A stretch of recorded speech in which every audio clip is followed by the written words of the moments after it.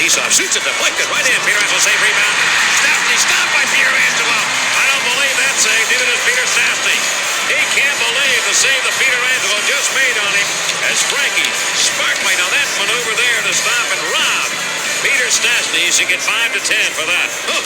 Hello and welcome to episode 100 of Tendy Talk, presented by the Hockey Podcast Network and the BLPA Podcast Networks. That's right, this is the 100th episode of Tendy Talk. I'm your host Joe, better known as Wash Up Goalie on social media. When I started this podcast, I was worried I wouldn't make it past 10 episodes, a milestone most podcasts don't surpass. But here we are. I don't know how long the podcast will go on, but as long as I can keep scheduling guests, I'll keep it going.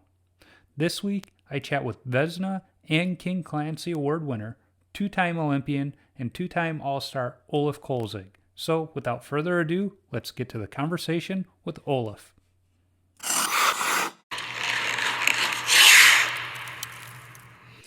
All right. Well, Olaf, thanks for joining me on the podcast. It's good to have you on.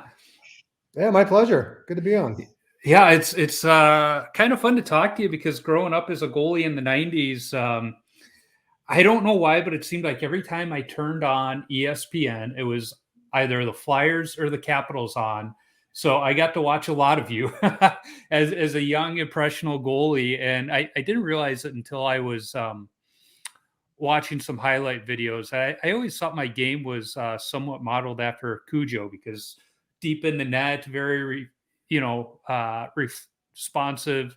But it wasn't until I was watching some of the videos of you that I went, you know what, I think my game is more like Kolzig's in that it's, very much butterfly first, but never give up on the play.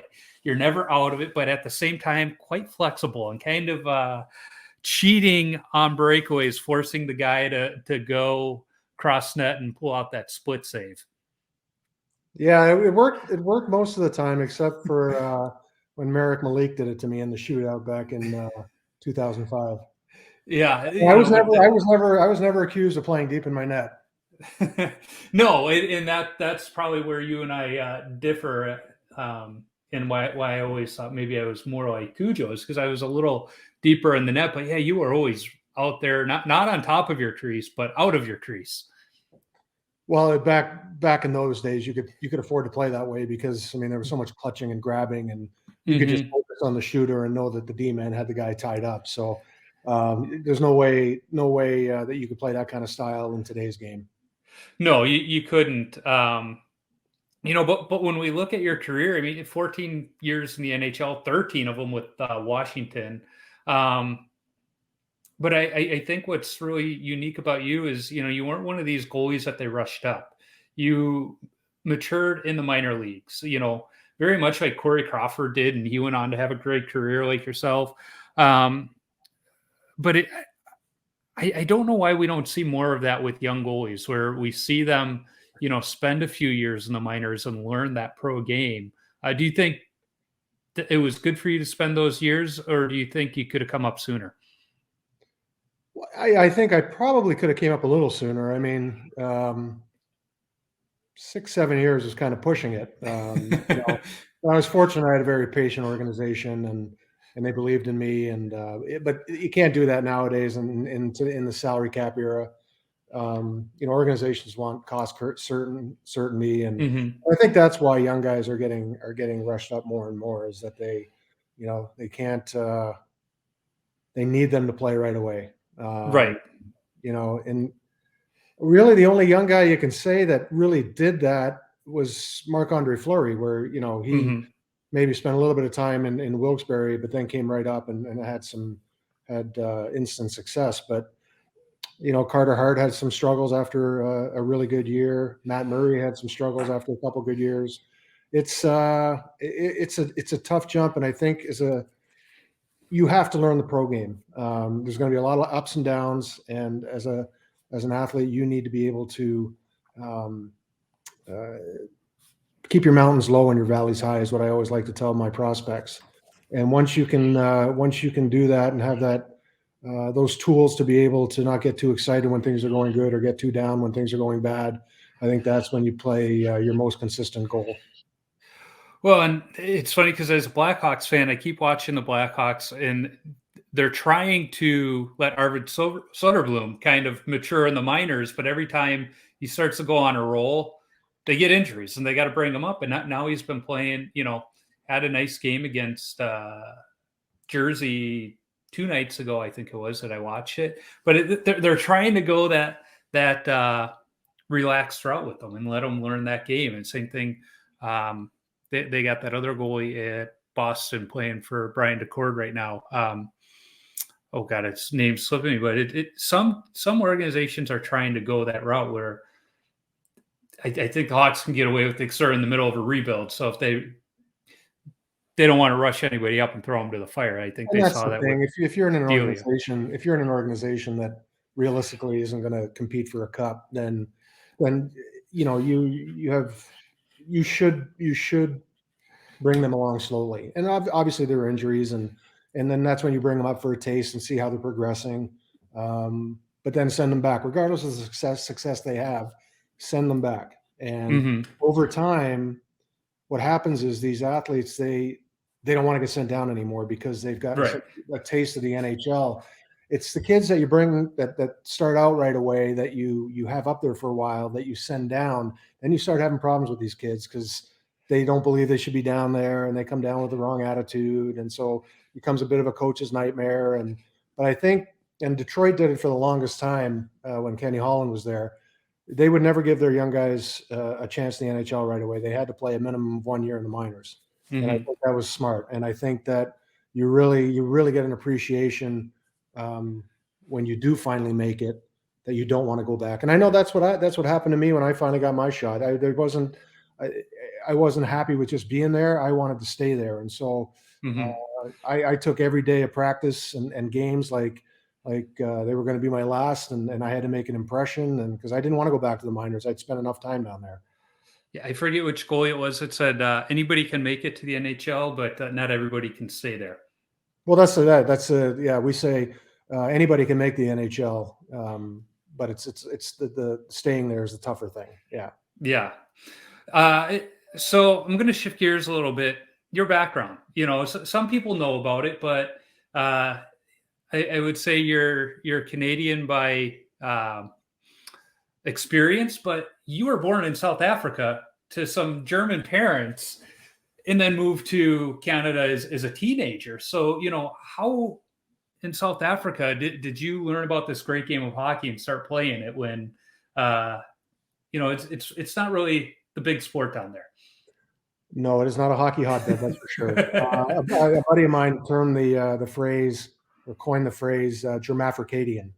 He's a German that was born in South Africa, grew up in Canada, and works in the U.S. So I'm officially American now. But no, my parents were they were in the hotel industry, and Johannesburg is where they started out, and they got married there, and I came along shortly after, and my dad got transferred quite a bit. We ended up going to Copenhagen for a year, and then when I was about 4, he got transferred to Edmonton. And as a guy growing up in Germany, he didn't really play the game of hockey. He obviously played more soccer, but he always, when the Olympics were on, he always enjoyed watching the game of hockey. And that was back when we had the great East and West German rivalry too. Oh yeah. We had the Iron Curtain and everything. But he, when we got to Edmonton, obviously, in Canada, you're born with skates. As soon as you're born, you got skates on. So he got me involved in hockey, and anybody that grew up playing minor hockey in Edmonton knows that you start out playing in the outdoor rinks, and so that's where I started. January, middle of the night in Edmonton. It's not balmy, that's for sure. So so he got me started, and it's really kind of. I enjoyed the game. The only thing I didn't enjoy, back when you're that age, everybody has to have a rotation in net. And when it was my turn to go in net, I was standing there, and it was so cold. There wasn't a chance in hell that I wanted to get hit by the puck. So as soon as this kid had a breakaway on me, I went and hid behind the net because I did not want to get hit with this puck. And so it's kind of ironic that I ended up having such a great career in the NHL as a goalie. But yeah, not when you're 4 years old. You want to get hit with a frozen puck. I don't think you want to get hit with a frozen puck at any age. So, you mentioned, youth hockey, that they have the rotation, but at what point were you like, you know what, goalie is where I want to be. I don't want to skate out anymore. I want to be the last line of defense. Yeah, so I think I was playing Pee Wee hockey, and I was a defenseman. And we had a game, and our goalie, for whatever, I don't know if his folks got in a car accident or something. He didn't make the game, and they needed somebody to fill in, and I volunteered, and ended up having a great game. I had a shutout, and everybody's patting you on the back. And after that game, I thought, you know what, this isn't a bad idea. This is kind of cool. And it wasn't until I got shelled that I maybe thought, well, maybe this isn't such a good idea. But that right around when I was 10 years old is when I started playing goal consistently. Yeah, it's funny on how young goalies, they all like it those early games when they play well, and they're like, yeah, this is fun. And then you get that game where you get shelled and you start second guessing your life decisions. That's when you start developing thick skin at that age. Exactly. But you stuck with it, and obviously it was a good decision to stick with goalie. But when you're playing junior hockey, you did something I think even still goalies are dreaming of. But back when you did it, it was kind of a pipe dream. Sure, Ronnie Hexall had done it, but you took the net puck from behind the net and sent it to the other end and put it between the wickets and scored a goal. And I watched the video, the whole bench, they came out and mobbed you, but I'm not going to ask the silly question of were you aiming for that goal, because clearly you were with the way you shot it. But in that situation, were you thinking, worst case scenario, I clear the zone, or did you really think you had that chance? I was going for it. I grew up a Hextall fan. I was actually using, at the time, I was using Hextall's Victoriaville pattern. And back in the day, I handled it pretty well, the puck. And I'd like to say I threw it 10 feet in the air and it landed at center ice and went in, but I actually got it about 2.5 feet off the ice. One of my forwards actually had to lift his leg in order for the puck to go by him. And then it just curled on the inside of the left post. But the funny part about that story is that that was the year that I went to my first NHL training camp, made the team out of camp, was there for about a month before I got sent back to junior. And when I was back to junior, I went back with not a bad attitude. I went back with the wrong attitude. I thought, hey, I made the NHL. I should be able to stop everybody down here. And you realize pretty quick that guys in the NHL know how to do their job, and the guys in the Western League do not. And so I'd be more aggressive on shots, and I'd be getting beat backdoor, and I just wasn't having any success. So this was one of my brighter nights. I think I'd stopped 35, 40 shots. I had an assist. I had a roughing penalty. Ended up scoring a goal, and the bench cleared, like you said. And you had a Gordie Howe hat trick. Had a Gordie for a goalie. Had a Gordie Howe hat trick. And so the next day, it made George Michael's Sports Machine, which back in the day was a big. Yeah, I remember that highlight show deal on NBC, and so the next day I got a call from our director of player personnel, Jack Button. And Jack, if anybody know who Jack was, he passed away a number of years ago, but Jack was a pretty no BS kind of guy, and so he called me up and he said, "Hey, I heard you had a pretty special night last night." I go, "Yeah, Jack, it was awesome. I had an assist. I got a roughing penalty, scored a goal. Guys, cleared the benches." He goes, "Oh no, I watched it, on George Michael's Sports Machine. That's pretty cool and everything." But he goes, "The last time I checked, we drafted you to stop the puck, not score goals. And so far this year, you haven't done a very good job of that."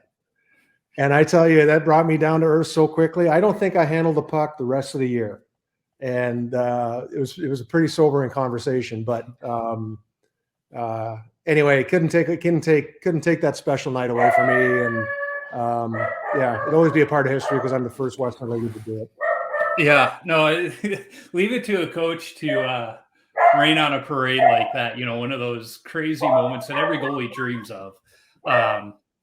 But do you think, like you said, you were sent down with, as you said, the wrong attitude and talking about letting young players mature in the minors? Do you think that experience, having done it yourself, has has helped you deal with some of these younger players in your current position Oh, and yeah, knowing how to talk to them?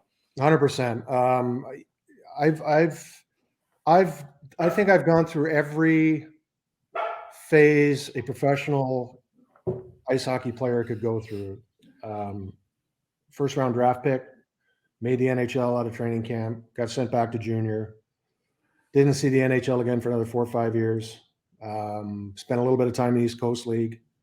Won a championship at the East Coast League level, at the American League level. Didn't have a lot of success early in my NHL career. It took me a while before I got my first win. And then I went on an unbelievable run. The first year I became a starter, we went to the Stanley Cup Finals. I played in a couple All-Star games. I won a Vezina trophy. I mean, I ran the gamut. And so when I talk to these kids, I'm like, there's not a thing you can tell me that I haven't experienced. And I think the kids really appreciate it because it comes from a guy that literally has experienced it all. And so when I'm talking to them, I'm not, blowing smoke up their butt. I'm actually letting them know, what to expect, or, this is the reason why we're doing it. And, more times than not, the guys appreciate it.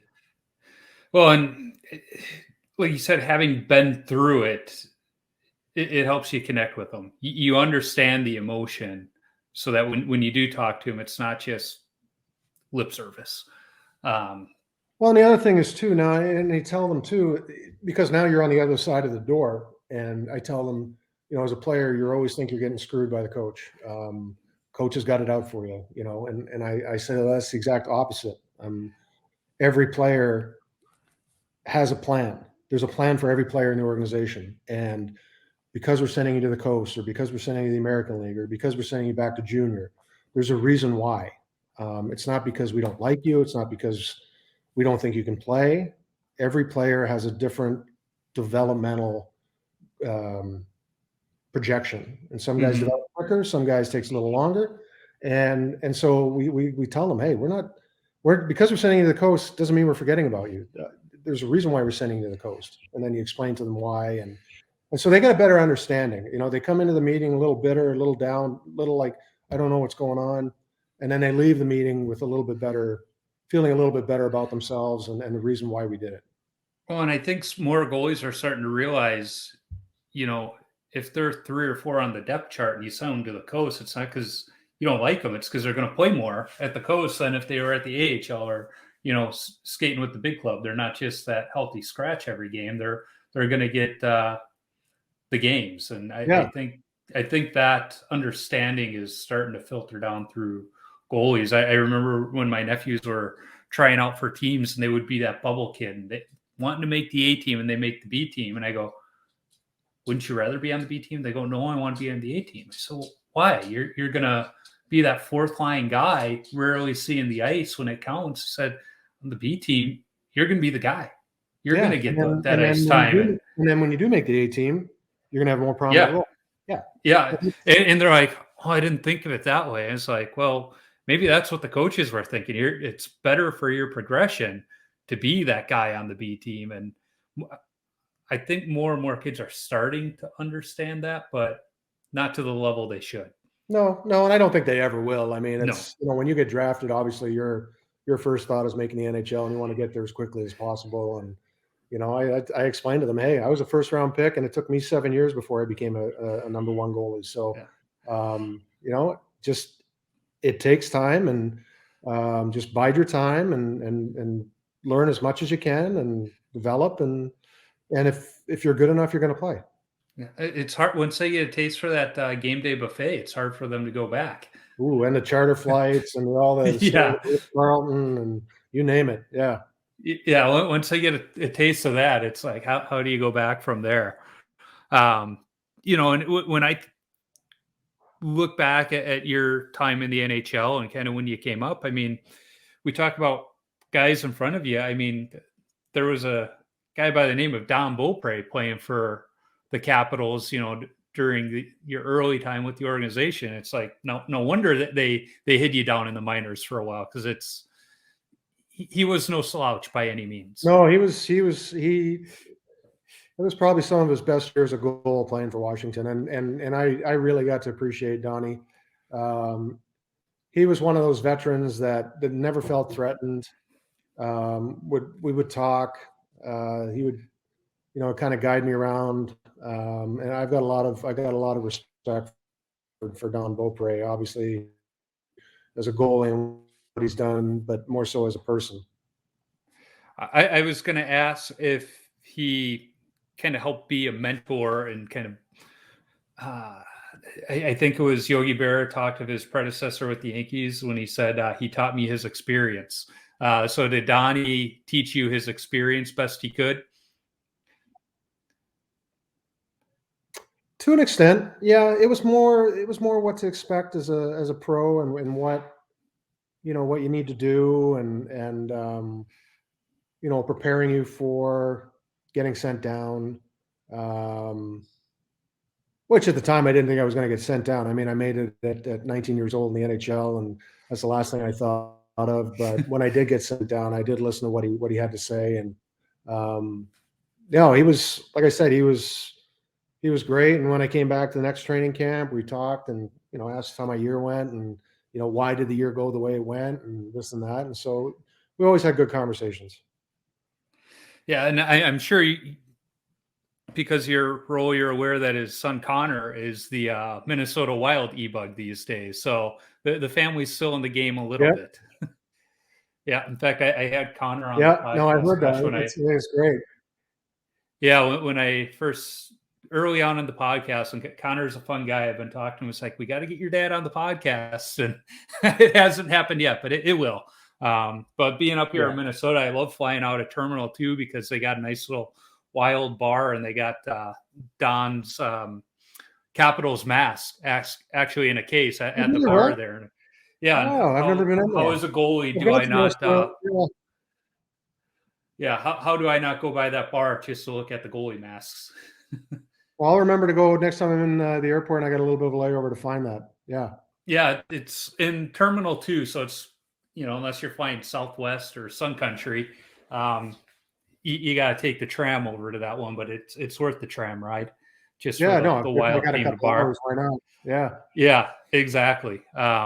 I just liked when I was talking to Connor, and he was saying that when they had the Stadium Series here, and the Wild reached out to his dad, and he's like, well, I don't know. He thought he was too old for it, and he goes, 10 minutes later, does Gil Moak call him up saying, yeah, I'm going to play. Are you going to play? And he goes, at that point, he kind of felt pressured into playing.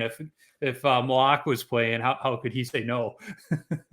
He played a few years ago. We had the outdoor game. We had a veterans game. Yeah, not veteran, alumni game against Pittsburgh. When we played in Pittsburgh, I forget what it was, the number 2015, 14, something like that. I remember Donnie played for the Caps. I haven't, and I won't either. I haven't put the pads on since my last game. I've had too many surgeries, and I know once I'm in the net, I get competitive again, and I don't want to do something where I'm going to have to go back under the knife to repair what I tore. Have you thought about being like Eddie Belfour or some of these other goalies who you don't play goalie, but you skate out? Oh, I do. In okay. I'll do an alumni. We'll do an alumni thing at development camp, and I'll be like a stay-at-home defenseman or power forward. I do that for sure. With the Stadium Series game in Raleigh this year, are they going to have an alumni game there? I haven't heard. They didn't have one. They didn't have one when we played Toronto at Naval Academy, and we didn't have one when we played Chicago and DC. So I'm not sure if they're not getting, which I find hard to believe because we do have a lot of alumni that do play in these games. So I know Chicago's alumni is huge. Maybe. Well, obviously Toronto's is huge. I'm not sure about why Carolina or why we're not having it. Yeah, well, that's a game I'm looking forward to because my dad actually lives just east of Wilmington, 2 hours away on one of the coastal islands, and he's like, "All right, I've got tickets. You need to fly in, bring the boy," and so I'm planning on being at that game in February. Well, that'll be fun. Fun. It won't be too cold, but it'll be nice. No, because my folks were in town this last year over the Winter Classic in Minnesota, and I thought about getting tickets. I had them in the cart, and I was ready to hit, purchase, but I was like, God, $2,000 for 3 tickets to sit outside in January in Minnesota. I'm like, I don't know anyone. It's going to look really good on my 80-inch flat screen in the front room where it's warm. And so I chose not to, and that was the right choice since it was like 20 below zero. But dad went to the game at Wrigley. I had tickets to that one as well, but my son was just born and decided probably not best to leave my wife home with 2 young children on New Year's Day to go out of town. Yeah. So I'll be going to the one in Raleigh though, and that'll be fun. And like you said, probably not too cold. As a Minnesotan, I might be the fool out there in a sweatshirt because I'll think it's balmy at that time of year. But yeah, that'll be fun though. I'm looking forward to it. So, as you mentioned, you might actually be wearing a tank top. Maybe, who knows? Especially if the beer is flowing, who knows? I don't think they're going to have to. I don't think they're going to have to worry about the beer freezing in the cans like they did in Minneapolis this year. Ooh. Yeah, there were pictures of people. Cold? Oh. Yeah, there were pictures of people with their cans of beer, and it was just like slush frozen over. Because it was, like I said, it was 20 below plus wind chill. But my son was a Boy Scout, and they said there's no such thing as too cold, just underdressed. True. I guess I would have found a way to not play in that game. That's for sure. That would have brought me back to my Edmonton days, hiding behind the net and not wanting to get hit by the puck. Yeah, I'm glad I didn't go. So, you'd mentioned, Vezina winner, 2-time Olympian, all of that good stuff. But again, for the Olympics, you competed for Germany. You kept that German citizenship for all those years so you could compete for Germany. Was that more for your parents? What was the thought process behind that and not trying to go out for Team Canada? So we never became, I'm not sure why we never became Canadian. We're always considered landed immigrants in Canada. So I'd always had the German passport. That was back when, the NHL, they didn't have their players playing in the Olympics. So it never even dawned on me that maybe one day it'd be a possibility. But the year I got drafted in '89, I actually got invited to the Canadian World Junior hockey team's training camp in Kitchener in the summer, and so I was there for the whole week. And at the end of the camp, we were in a classroom and we're filling out visa applications because I think it was in Czechoslovakia at that time. That's where the tournament was going to be held. So we were filling out these forms, and I put my hand up, called the guy over, and I said, "Hey, I've got too many numbers on my passport for the slot that you guys have here." And he's like, "Oh." So I handed him my passport and everything, and he goes, "You're German?" I go, "Yeah." I go, "I've always been German." And they came knocking on my dorm door about 20 minutes later and said, "Well, I'm sorry, you're ineligible to play for us. We had no idea you were German." I'm like, "Yeah." I go, "Well, thanks for the T-shirt and the shorts," and that was that. But yeah, because I think everybody assumed because I grew up in Canada that I'd have a Canadian passport, and my parents never applied for it. But then it was obviously, then when the Olympics came around, I had a green card in the U.S. I really didn't have any thoughts of getting my U.S. citizenship, and then the Olympics came around, and I actually had to tell somebody. So Stefan Ustorf, who's the guy that we drafted from Germany, came to camp, and we were talking. And I told him, I'm German. And he's like, "Oh, he goes, I heard about you. You're growing up in Canada and this and that." I go, No, I'm German. He goes, "What do you mean you're German?" I go, "Well, I have a German passport." He goes, "You have a German passport?" I go, "Yeah." So he got on the phone with somebody from the national team. 2 weeks later, I got the call to go play in the World Cup of Hockey. So it was funny. Nobody really knew what my nationality was. Like, in the proper country, like Canada thought I was Canadian, Germany thought I was Canadian. So anyway, the rest was history. After I went and played in the World Cup in '96 and played in Nagano in '98. I think I played in the World Championships in '97. I got invited to play in Salt Lake, but I hurt my knee right before the Olympics. So I fortunately didn't play there, but then I played in Italy in 2002? No, 2004. No, 2006. Yeah. Sorry.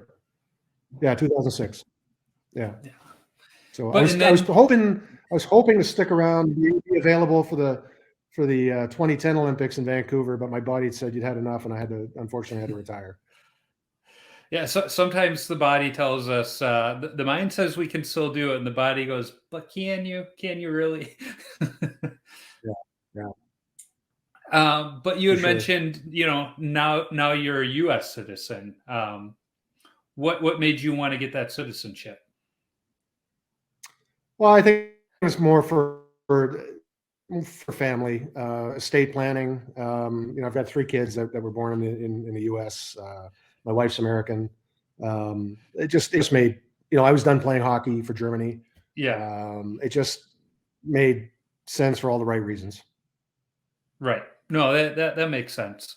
And so, you can pick on the Canadians now because you never had that Canadian citizenship too. Well, I still cheer for the Canadians, and I cheer for both. And then, when they play in the finals, I just kind of become neutral and just hope for a good game. Well, and having talked to, guys that have played in the NHL, in your shoes, you almost stop cheering for teams and you start cheering for individuals and just good play. Unfortunately, I'm still employed by the Cap, so I've got to cheer for them. Well, yeah. No, yeah, you're right. Exactly. You're right. I mean, I enjoy. The game of hockey is so exciting. Now, I'll put on ESPN or TNT at night, and there's always some great matchup, and the games end up being exciting. So, yeah, I'm just a fan of the game. Obviously, Yep. Caps are my favorite, but I'm a fan of the game of hockey. Same. I grew up in Chicago, so the Blackhawks are the team I root for. But if there's a good game on TV, I don't care what level it is, as long as it's a good game. And if it's a rout, I just hope one of the goalies is playing well. Right. So, got to look at the right notes here. One of the things you started when you were playing was supporting autism awareness. And that was because, as I read, one of your children has autism. So obviously it was an easy jump for you to get into that. But what has that really meant to you in being able to bring awareness for autism? Well, I think it's probably one of the more important things that I've done. My son was diagnosed in 2002. He was only 15 months old. Unfortunately, we had a very educated pediatrician that saw some signs when he went in for his 15-month appointment. And, at the end of the appointment, he suggested we go to the All Children's Hospital in DC and get a formal diagnosis for autism. And at the time, when you thought of autism, you thought of Rain Man. And, Mm-hmm. When you hear those words that your son has autism, all of a sudden, all the dreams that you have for him, he's going to follow my footsteps playing hockey and doing all these things that fathers and sons do. And your dreams sort of get dashed and you're caught in a bit of a nightmare. Well, you only find out that that's just part of the nightmare. The other half of the nightmare, and probably the toughest part, is trying to figure out what to do for, like, what interventions, what resources do you need to get for your son. And I guess the example I use, and it's not really a good example because one is life-threatening, the other isn't. But when you're diagnosed with cancer, the routine, or there's a certain protocol on how to get treated for it. Well, with autism, not all interventions or treatments work the same way for each child. So it's different combinations for each individual child, and trying to find those, especially trying to go on the internet, and you're just overwhelmed. And so I was lucky that I was put in touch with Scott Mellenby, whose son Carter is autistic, and and Scott had gone through it, a number of years before I had, and so he kind of was my guide. And he didn't sugarcoat it. He said it was going to be hard. It's going to be probably the hardest times of your life. But he also said that it's going to be some of the most gratifying. And so anyway, so we started this foundation, the Carson Kolzig Foundation, in wanting to help guide parents in the right direction, because we knew how hard it was ourselves when we were first told about the diagnosis, and maybe trying to make it a little less of a nightmare for them. And with our foundation over the years, we've been able to help fund Responding to Autism Center here in the Eastern Washington State area, and that's helped service a lot of kids over the years. We've just started an adult training class now, where these, because when we started the center, we're bringing in these young kids like my son's age. Well, my son's 21 now, and so what do you do when they become adults? So now we're training them and giving them the tools to be able to integrate into the workplace. And so we've had a lot of really good response and a lot of success with it. And at the end of the day, is, people ask me what's your favorite moment in hockey or memory, and I tell them it's when I won the King Clancey for leadership on and off the ice, and I think, and they ask, "Oh, really? Not the Vezina?" I go, I mean, it's you recognize Clancy, you're recognized for what you do away from the game, and I think as a person, that's probably more important. So that is my biggest award as far as the game of hockey is concerned, and again, we're fortunate as athletes. We have a platform where we can do a lot of good. Some of these athletes decide to use their platform for political reasons, and I kind of shake my head with that, because I think we can do a lot better, have more of an impact. But to each their own, and I've been happy with what I've been doing. Well, and to your point, Washington Capital goalies are continuing to give back to the community. It was Darcy Kemper was part of the October Saves program this year in helping raise money for that group, which Kemp's is awesome. He's a world-class guy. Before him, Braden Holtby was so involved in the community. He was a big LGBTQ advocate. He walked in the Pride Parade. Yep. He was involved with a lot of things.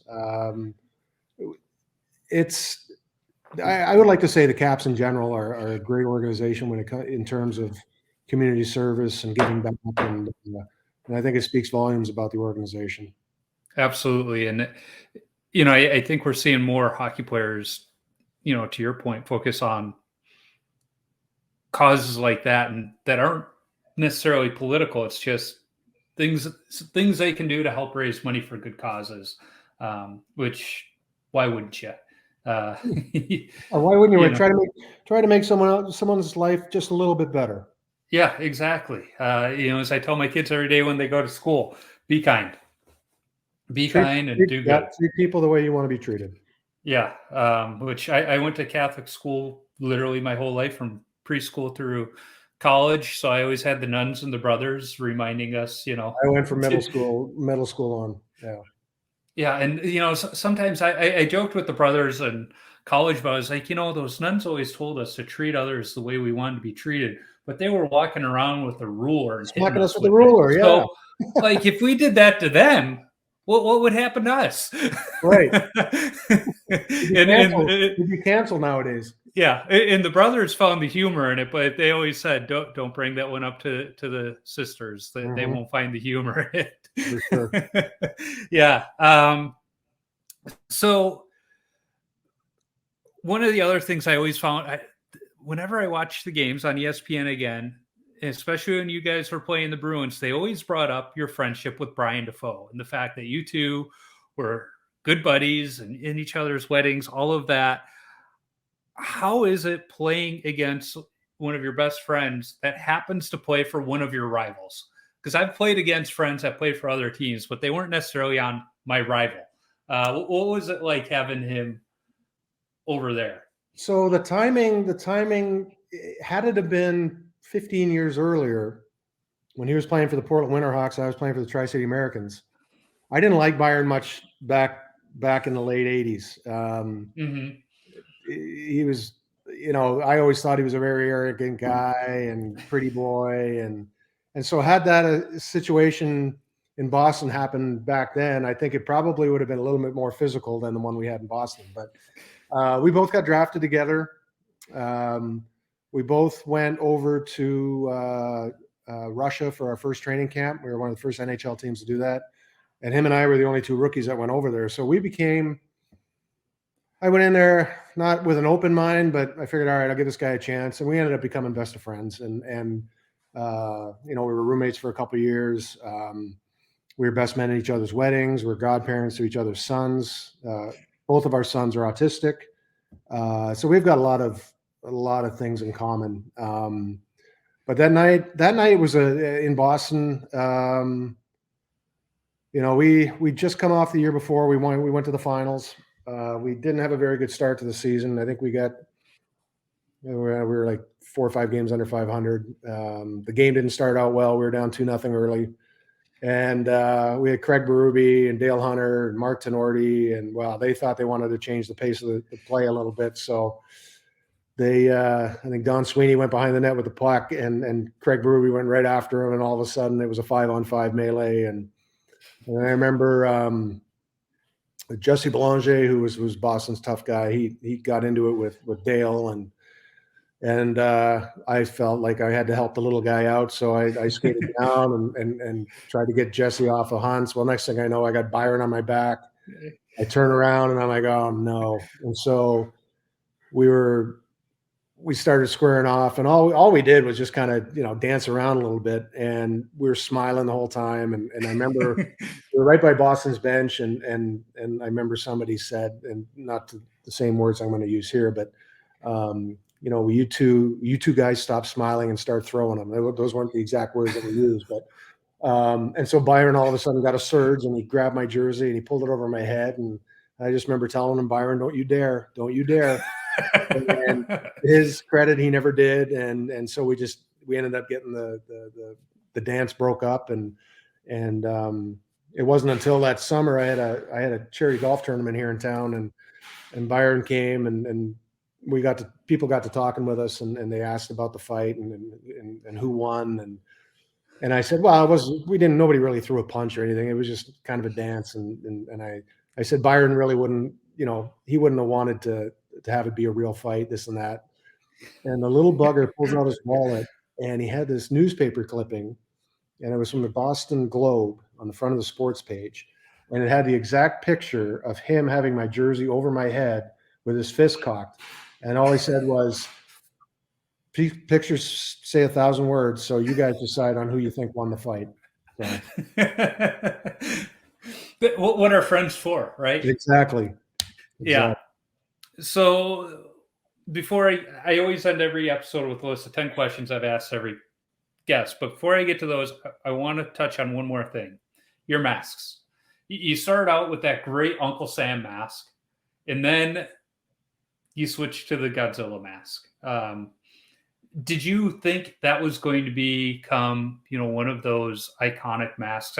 We were fortunate as goalies in the 90s to have great masks like yours, Belfour's, Waz, Van Beesbrook, Rickers, Cujo, all these great masks. And yours is one of them. Did you think the first time you saw that mask, it was going to be one of those where, okay, that's the one you got to wear for the rest of your career, and you were going to have other kids replicating? I mean, one of the kids I coached at the high school level had the Zilla mask, in his school colors. It was one of those that other people wanted to replicate. Did you think it was going to be one of those? I didn't at the time, because I think in order to say you had an iconic mask, I think you have to back it up with your play. And like I said early on, I wasn't playing as well as I eventually did. So the mask obviously didn't get a lot of airtime, but the evolution of that mask. So yeah, the Uncle Sam, I love the Uncle Sam mask. And Godzilla wasn't even in my back of my mind. I was playing my third year pro. I was in Rochester, New York. I'd gotten loaned out playing for Rochester, and I was really, really having a good year. And I remember one home game I came out and one of the fans had these signs that nobody beats Godzilla. And because I was a fiery player, wore my emotions on my sleeve. If things didn't go my way, sometimes I'd break my stick and, temper tantrum, all this stuff. But so anyway, that just kind of, after that, it just kind of stuck and got shortened to Zilla. And I remember the first version, I was in Portland, Maine. I still had my Uncle Sam mask. And I remember this first version of, we were trying to do something as far as Godzilla. It ended up looking like that cartoon dinosaur Barney. Remember that? Yeah. So I'm on the ice wearing it, and my teammates, God bless them, somebody had mentioned it to the guy in charge of the music. So warm-up started. What do you think the first warm-up song was? I love you, you love me. And so I never wore that mask again. So when we had like version 2 came, we probably went through about 4 or 5 versions before that. The fire breathing Godzilla on my forehead was finally the final product. And it like I said, I started having success, went to the finals, and it was, I was really prideful of that mask. And even when I played that 1 year in Tampa, I basically incorporated the same logo with palm trees and something else. But that season was a waste of time anyway. And so, it's still hanging up on my wall, but it's not one of my favorite masks. Let's put it that way. Yeah, no, I get that. So like you said, I end every episode I used to call them rapid fire questions, but sometimes they bring back memories of other stories and they go longer. But I've asked every guest, and you're my 100th guest, the same exact questions every single time. So Eddie Belfour, Kelly Rudy, Ronnie Tugnut, they've all answered the same questions. And the first one is, what's the craziest coaching moment from your playing days where a coach just lost it? Whew, that's a good one. I would have to say Jim Schoenfeld. We were playing in Pittsburgh in the playoffs what year was it? 96. And we just lost our 4 overtime game 2 nights before, feeling pretty down. We were losing the game in game 6 in Pittsburgh to get eliminated. We had a 5-on-5 brawl. Weird. The Caps getting another brawl. And I remember Shoney was ready to fight everybody on Pittsburgh's bench and challenging everybody in the stands, and then he ended up getting kicked off the bench, and remember waving to all the Pittsburgh fans. I would have to say that would be the craziest ones. I've had some pretty mellow coaches back in the day. I remember I was at a Blackhawks game, got seats right behind the visiting goaltender, and it was that first row right above the Zamboni entrance. And Hawks were playing the Panthers. Luongo was starting, so I was excited. I got to see him play for 2 periods, and then the other period it was Jocelyn Thibault. And Mike Keenan was the Panthers coach at the time. Well, he didn't like a call that the refs made, and he threw about 7 or 8 sticks out on the ice during play. And finally, the refs called the play dead so that they could clean up the sticks. But I was shocked they didn't throw him out of the game. It was just like they looked back and it was like, yeah, they're like, well, there's Keenan being Keenan again. Let's just clean up the sticks and carry on. So I remember one. Well, my junior coach, John Oliver. I remember we were at home in Tri-Cities, not playing well, and he didn't snap a lot, but he finally came in the dressing room and wanted to show he was mad. So he went to kick one of those Gatorade jugs that was sitting in the middle of the dressing room. Well, he thought it was empty. Well, it was full of ice, and so he went to kick it, and he ended up breaking 2 toes, and couldn't even have his meltdown moment. He just kind of whimpered off back into the coach's room. I had the Tampa Bay e-bug on, and he was talking about in juniors. Coach came in before Christmas, upset, goes and kicks the Christmas tree. Same thing. Wound up hurting his foot and, kind of whimpering off. Christmas tree. Christmas tree. Well, if I remember the story, the coach was pretty much saying he was canceling Christmas the Christmas break, guys are going to have to stay home, kick the tree. And they wound up going on their Christmas break from what I remember of that story. So next question, what's your favorite all-time goalie mask? I mean, you had some great ones like we talked about, but there were other great ones, even in the 70s, a lot of people talk about Cheevers and Dryden. What's your favorite? God, there are so many of them. I'm trying to remember the one. Forget his name. It was almost like it was like it was like well, you remember the mask that, oh God, what was the name of the movie? The molded mask where they actually had the mold of the nose and Oh, I'm trying to remember who wore those. One was like it was almost like a Wolfman. I'm trying to remember the name of the goalie, not Stevenson. It'll come to me. And then there was one where they had the snake coming through the eye, and oh yeah, I know when you're talking for the Seals. Yep, that one's on all those goalie mask posters. Yeah, those are really cool. But you know what? Cujo's is iconic. I thought Jocelyn Thibault's with the headdress was pretty cool. Eddie's, the Eagle, was pretty cool. Yep.